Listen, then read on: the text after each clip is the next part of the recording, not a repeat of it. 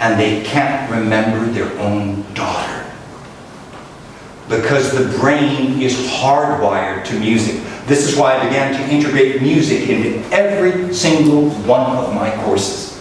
Because it has an access to the brain that virtually no other medium has.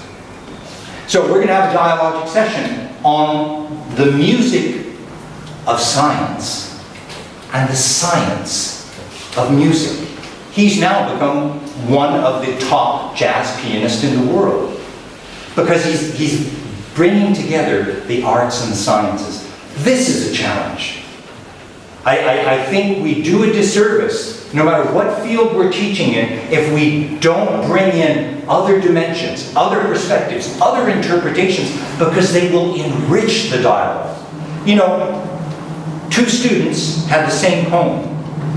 They interpreted each one of them differently. Then you have 50, then you have 100, and people began to realize, gee willikers, I didn't see that in the poem. But now I do, because you saw it. This is part of building. I believe that education does not happen in vacuum, not in a vacuum. Education happens in community. Rather than seeing each other as competitors, seeing each other as contributors, as collaborators. Now here I'm getting back to religious studies. Think of the origins of the university. The first university in Western society was in Bologna, Italy. The second was in Paris. The third was in Oxford. Do you know what these universities were? First of all, they were religious studies centers because they were Franciscans, Augustinians, Dominicans. And they lived in community. These were communities of learning. And for them, learning was a spiritual endeavor. This was to raise the human condition to realize its full potential. And at the same time, they were in dialogue. Think of Sick and None by Peter Abelard. And sometimes these were very tense dialogues. So for me, these are, getting back to the perfect university, first of all, community. Establishing a sense of community. Second of all, that we're together here in a spiritual endeavor. It's not about grades. It's about how I, as a human being, can improve and indeed make my world a better place. And third of all, we're in dialogue. And we're not afraid to have different perceptions of the same poem. That's part of the theater.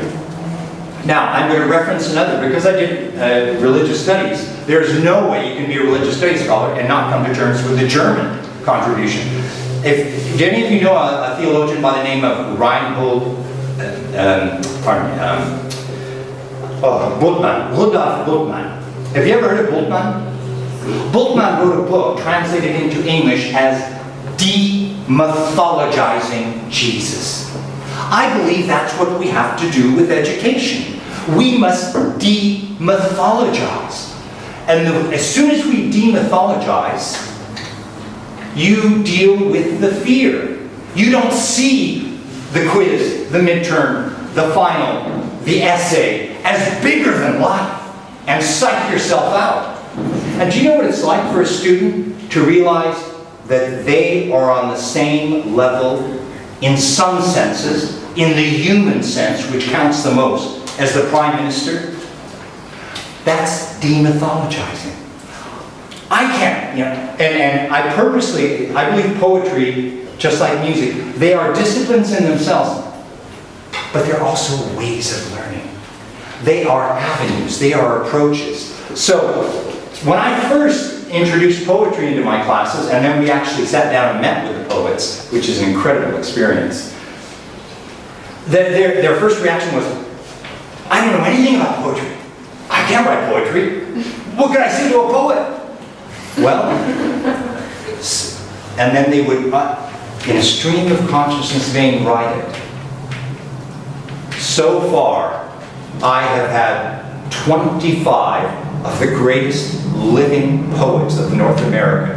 Because the poets say, This is incredible because it's like you are peeling back all the potential of the poem, everything that it potentially can say, rather than just a nanosecond, a media, a soundbite, a caricature or a stereotype. You're delving into the depths of what lies behind these words.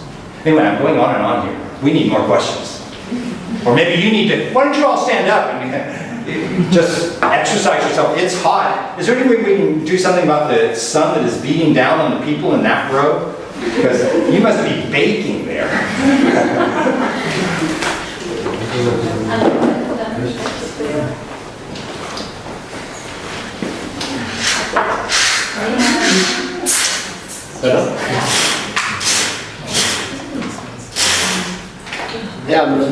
Thank you very much.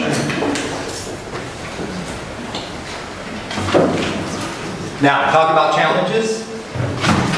And I'm going to get to your question right there.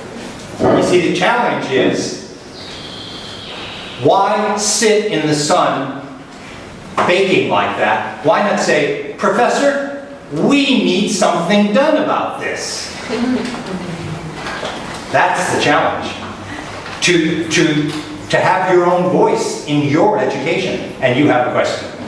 Yeah, but now, I think it vanished, but because I was concentrated on the sun. But the question was, you were talking about fear, but another kind of fear in the very beginning. You were talking about the fear of speaking up in class and yes. Giving yourself a voice. And what are you doing about that? If you face a class and you see there are 10 individuals who are frightened in a way like that, what exactly do you do to take away that burden from them, or to make them get rid of it? Well, when you begin to read out the other 45 people, like I said, only 10% will ever raise their hands in a traditional classroom. When a student hears their words read out loud to everybody and read out loud to the Prime Minister, they say, my words count. I can't believe it. I have something to say, and it's worth saying. That begins to move them into that zone of courage. To have one of the greatest legacies you could give to your students is to give them the courage of their convictions. We live in a politically correct world. I'm okay, you're okay, everything's okay, except I watch the news. I read the newspaper. It isn't okay. So why have we established this uniformity, this conformism, whereby I can't, hear no evil, see no evil, speak no evil? Why are we doing this to ourselves? Why don't we stand up when we know what we really think about the Prime Minister's politics and tell them? Because you know what? There's a proverb in the Bible that says, iron sharpens iron. They will be sharper. They will be better if you challenge them. Just like this gentleman's question right here.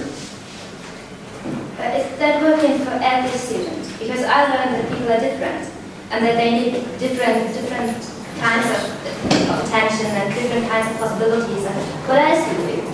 Okay, no, that's a very good question. First of all, there are, and I want to be honest here, it's not for everybody. Some people like a very linear approach. Like, how do you get from point A to point B and that's all they want? That's fine. Other people think much more holistically. They're thinking on several levels at the same time. That's why I believe it's imperative for the pedagogue to incorporate a variety of means, of stimuli, of senses, and of subjects, so that the students can individually gravitate to what corresponds to them. So that you're evaluating their capacities, their interests, rather than demanding that the student take an interest in my theory of Quebec nationalism, because that's what I did my PhD in. I wanted to look at the relationship between religion, culture, and politics. And is nationalism a four-letter word? It's something to ask ourselves. particularly in the wake of 1989, is nationalism. So, I think it's imperative that we incorporate as many different elements as possible. Some people are auditory, other people are visual, others are tactile. Do any of you know the second most powerful sense that we possess as human beings? Olfactory, the sense of smell. It is hardwired to the brain. We can remember smells when we were children decades later. And in fact, it's quite interesting. In other cultures, quote-unquote primitive cultures, and I have the privilege of working with anthropologists who are in areas of, for them, they evaluate the sense of smell because it can mean survival or death. We have sanitized everything so that Westerners normally can't distinguish more than 100 smells. In other cultures, they can distinguish 1,000. So why do we start to develop all these senses that we have? Why would we reduce it? For me, I really began to ask myself, you know, I'm teaching here, and then they're going to graduate. What is the best gift that I could give them? It's to learn to think for themselves. Because you know what, folks? I walk by a bookstore. It's a fatal attraction for me to go by a bookstore. I have 10,000 books. So Marie very, very graciously made sure I didn't go in the bookstore. But when you graduate, you go to buy books for your courses and your work. But when you finish your studies here, where is the textbook for life? There is no bookstore that has it. We have to learn to think for ourselves. That's the real goal of education, of the university, to give them the tools to think for themselves so that they can make informed decisions. Because life throws everything at you. Life doesn't edit. It doesn't filter. We're going to have a gamut of experiences that we go through. Yes? But is that really the sense of university, or is it the sense of basic education? I mean, every human being should be able to live in a way you described just recently. But at university, isn't that the place where you should learn the more abstract things, and where you should already have accomplished all the basic skills you need to survive in the world? That's a very good question. And I think here you're really, my response to you would be Jean-Jacques Rousseau in his understanding of education. Education in a broad sense. Ideally, what you're saying would happen. But demographically, the reality is that parents often put their children into a Galilee kindergarten. They're not educating. They're sending them into the public system. So I don't know that we can assume what you're saying is happening. The other point I would make, yes, we need theory, but we need practice. The danger is to establish what I call a false dichotomy between theory and practice. It's not one or the other, it's both and. That's the synthesis. I mean, here we're into Hegel, of course. You know, it's not thesis, antithesis, it's synthesis. That's what we should strive for, both theory and practice. Other questions, comments, observations? Yes? I might have one. A lot of the concepts you were talking about so far really remind me of Bali in New Zealand. There's indigenous universities in New Zealand that are led by Mali. And a lot of the concepts, just like you said, creating learning communities, or the other one would be ACO, the relationship between the teacher and the student. That is more, not so much a hierarchical relationship. And my question for you would be, a lot of these universities have, since they're funded by the government, they have to answer to certain requirements when it comes to assessing students. Yes. That's a taxonomy. Yeah. So how do you deal with that contradiction between, teaching students, giving them knowledge for life, and on the other hand, assessing them. And that's a very good point. Have you heard of a program called Sesame Street? How do you get to Sesame Street? I believe the only way you get there is through discipline. So in my courses, students worked harder than they ever have. You do not invite the Prime Minister if you haven't done your homework. You don't invite the Supreme Court Justice unless you've done your homework. But the payoff, the reason they were motivated is they knew they were actually going to meet these people. It wasn't going to be just theory. It was going to be practical. So they have to work harder than they ever worked. You know, there's a saying in classical music, how do you get to Carnegie Hall? Practice, practice, practice. So they work very hard. I mean, there's no way around this. Discipline is the foundation. And I think what encouraged me, getting back to this gentleman about how we could get to hear the other students. A med student came to, many of my students have gone on to become doctors, and some of them medical specialists actually, and lawyers and the like. And I happened to see one of them, and he just pulled me aside and said, Professor Cornett, and I hadn't seen him in a while. He says, you know, Professor Cornett, to get into med school, we have to do the MCATs, the Medical Canadian Association test. And in that test, there are the formulaic responses, true and false, right and wrong, that kind of stuff. But there's an essay part. He says, and I froze at the essay, and we all froze.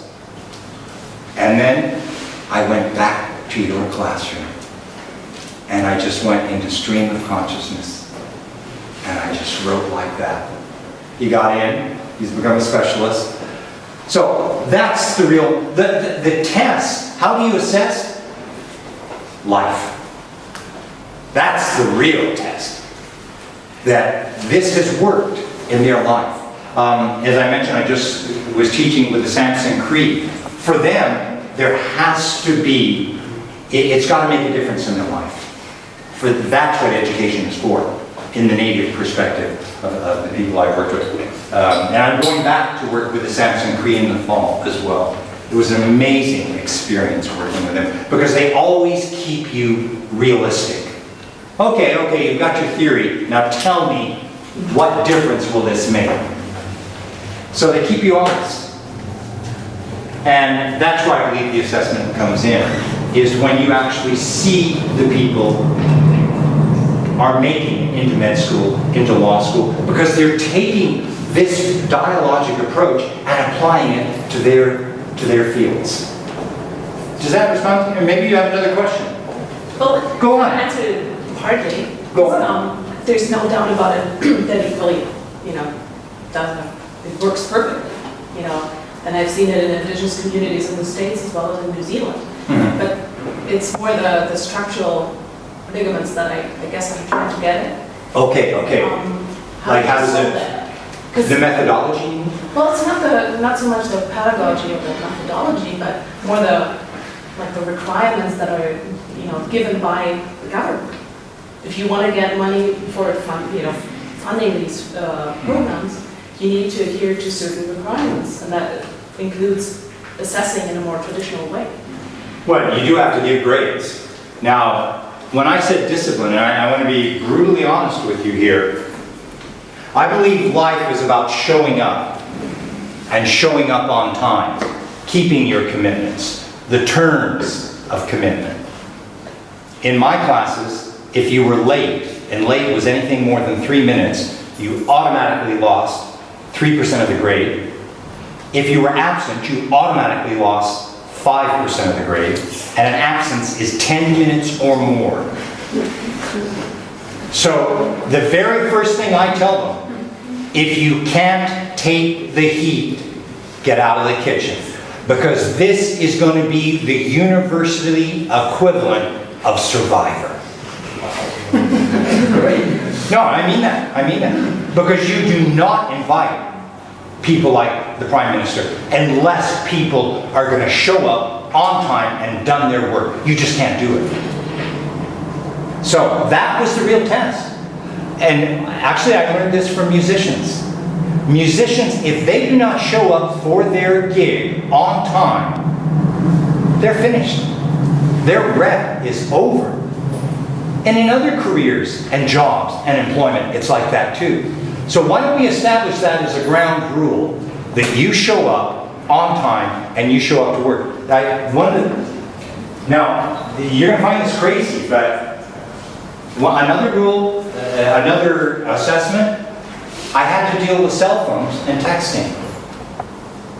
Do you know how much time I saw people spending while and they're covering up with their papers and they're texting and they're cell phoning and they're sending messages. They weren't engaging the curriculum. Anybody engaged in texting and cell phoning, automatic 5 points, bam, like that off their final grade. And there was no recourse. None. So this was brutal.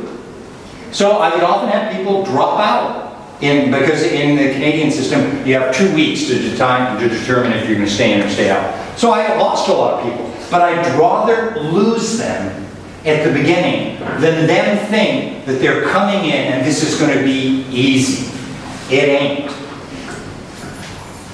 It's tough because life is tough, learning is tough. And it means showing up on time, and you give 100%, nothing less.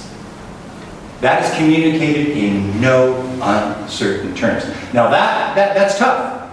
In a laissez-faire environment, in a postmodern world, I'm okay, you're okay, everything's okay. It wasn't in my class. And that could send shockwaves. Somebody's texting and they're caught texting, bam, that's 5% off. You're down to 95%. Everybody started with 100%.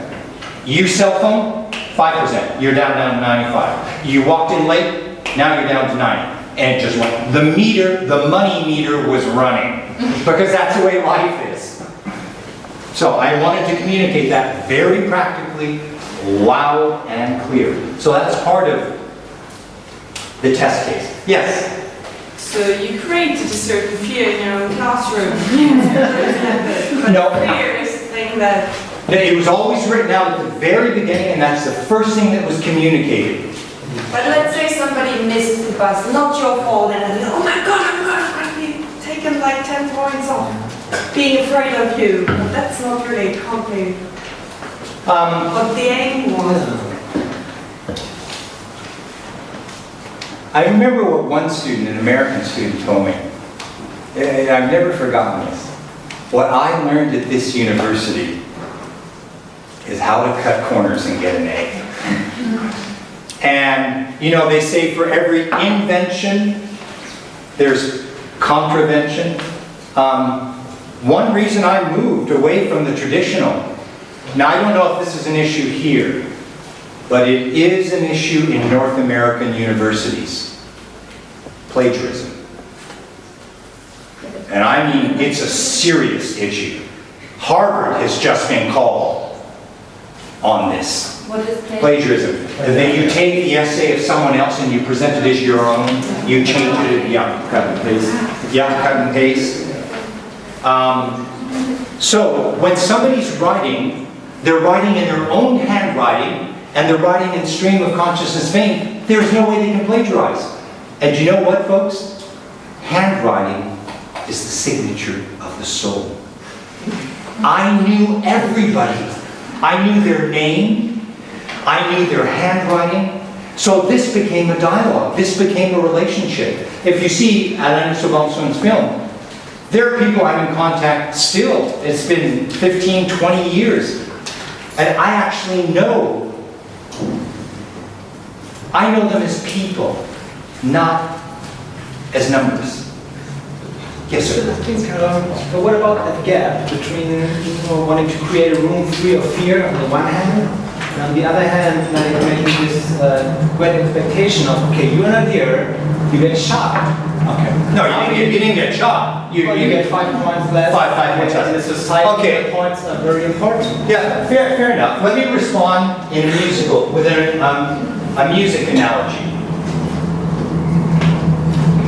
Western music, specifically classical avant-garde music, has gone through a number of evolutions in the 20th century. We think here of Alban Berg, of Weber, Schoenberg before them. Some would argue that the #1 20th century composer is, in fact, Igor Stravinsky. Stravinsky was very interesting because as he saw the other developments in classical or avant-garde music, and now you can begin to wonder, like there are people asking themselves, is it music? Stravinsky said the real response is not to pretend that there are no parameters.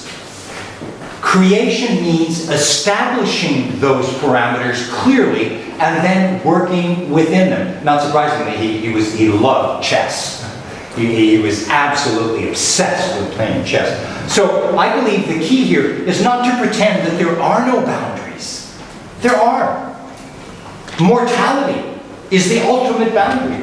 I have an expiry date. What am I going to do with the limited time I've got? I'm acutely conscious of it. So it is a lie to believe that there are not rules, there are not regulations, there are not parameters, there are not boundaries. There are. And we have to respect them, whether we want to or not. Illness, death, these too are part of the human condition. I imagine it's very difficult to communicate that. I mean, it's very challenging to communicate, okay, we have this room, this space free of fear where everybody can express themselves.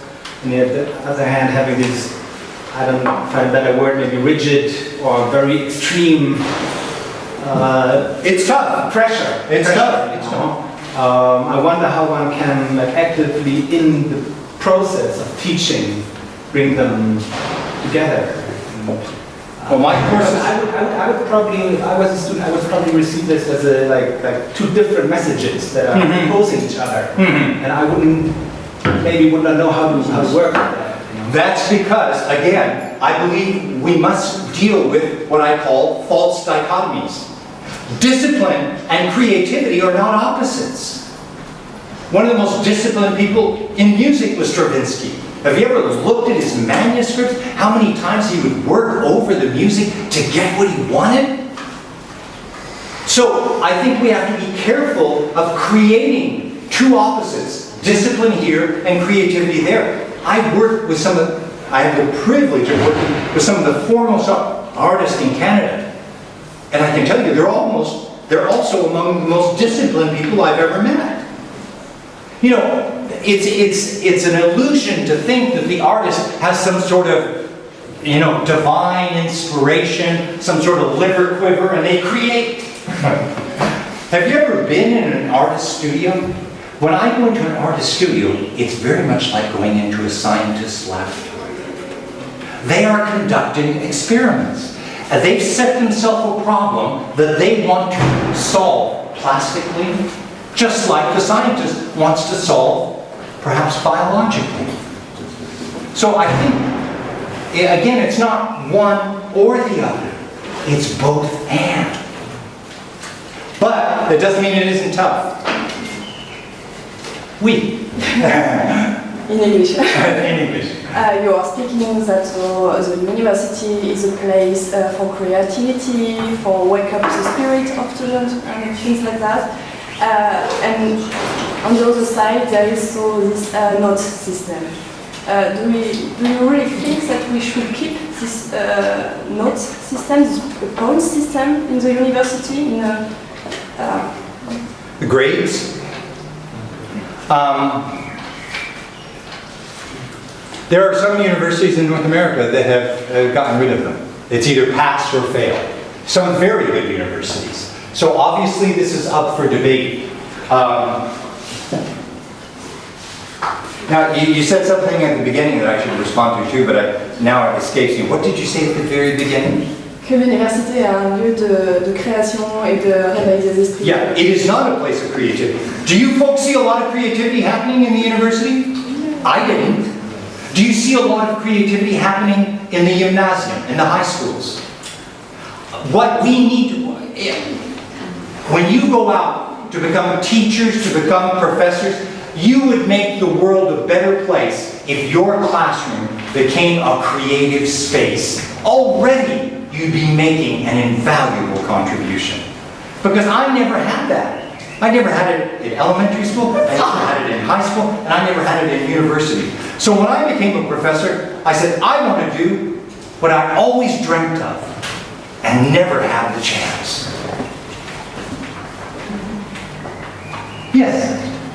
What I'm guessing, isn't it a bit, what I see, isn't it a big thing that you care for the people? Because I think that you can just be that rigid in class, because on the other hand, the students can feel that you care. And even if you say, well, it's this, I'm okay, you're okay, and a little bit jokey, but I think that's what you do, and this is what they sense. That And for me, that makes a difference. That's an astute observation, and we have not really addressed this. When does knowledge stick? When does it stay with us? When do we hold on to it for life? When we integrate the affective dimension, and you have put your finger on the key of what this is all about. When we, it's not just cognitive, but affective. When you create this synthesis of cognitive and affective, then everything begins to kick in. The mind, the emotions, the spirit, the soul, whatever you want to call it. And you're right. I'm still in dialogue with students, and it was 20 years ago, because they knew that when I spoke with them, they were all that mattered. You know, I have the privilege now of being a grandfather, and we have 5 grandchildren. And some of they speak in German, because our son was a German major, and he married a German student in Trier at the university there. So they make fun of me, because they speak it and I don't. I think one of the keys to education is staying in contact with young children. Young children are they're the touchstone. They're the reality check. Yeah, how much do we encourage what my grandchildren ask me all the time? Why? Why? Why? How much do we encourage that in the university? That the students ask why and keep asking until they get answers. That inquisitive, that curiosity. And the thing that strikes me with children is when I walk into our son and his wife's home, they all come running. They all come running. Even the 18-month-old who can't really verbalize a whole lot. And something comes out of the mouth, I know. But you know what strikes me? Is everyone has a story to tell. And they need you to listen. They need you to hear their story. Even an 18-month-old has a story. And they want patter. That's my name as a grandfather. It's Latin for father. They want patter. Just listen. Do you know how much you evaluate the student when you aren't talking all the time? But you're listening, and you've actually had them writing, and you're listening to what they write. You're listening to what they say. Then you're bringing in the affective dimension. Then you're building up the self-image, the self-confidence, and creating an environment of trust. Why is this? Why is listening so key to education? Because every single human being is a natural-born storyteller. We are narrative beings. We all have stories to tell. And we need people to hear these stories, to listen to them. Even if we're 18 months old and the words don't come out right. And when that student knows that you're listening to their story, you have taken education to the next level.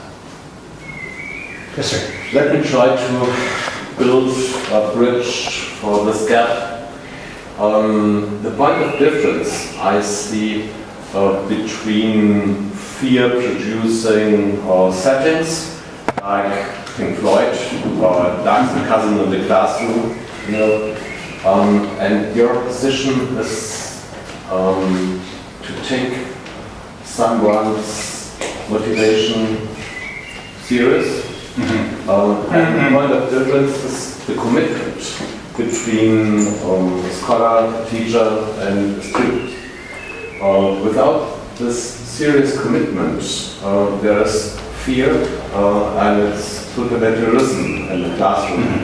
And with this commitment, you can lead it up to another level. And the commitment is to that person.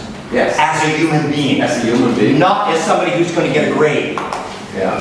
But to them as a full-orbed human being. This is why we always have to go back to André Malraux, 1933, la condition humaine, the human condition. We must always. And in this way, there is a similarity between education and